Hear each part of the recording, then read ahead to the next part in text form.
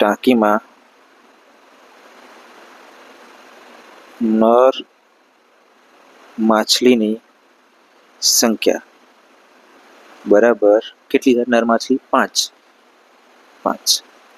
એ જ રીતના ટાંકીમાં માદા માછલીની સંખ્યા, માદા માછલીની સંખ્યા એ કેટલી થવાની? કેટલી આપેલી છે આપણને? 8. તો કુલ માછલીઓ કેટલી થશે? કુલ માછલીની સંખ્યા તો એ થવાની 8 + 5 એટલે 13 થશે. તો હવે આપણે શોધીશું કે બહાર કાઢેલ નર માછલી હોય તેની સંભાવના.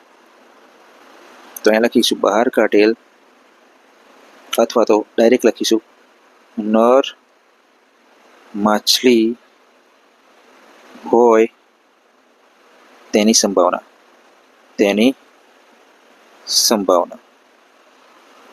બરાબર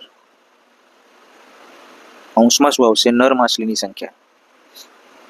અંશમાં આવશે નર માછલીની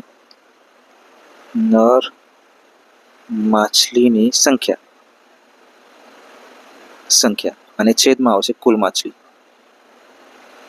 માછલીઓ. બરાબર. હવે નર માછલીની સંખ્યા કેટલી? તો નર માછલીની સંખ્યા આપણને આપેલી છે 5. તો અંશમાં આવશે 5 અને છેદમાં કુલ માછલી કેટલી? તો કુલ માછલીની સંખ્યા આપેલી છે આપણને 13. તો કુલ માછલી થવાની 13, છેદમાં આવશે 13 એટલે જવાબ થશે 5/13.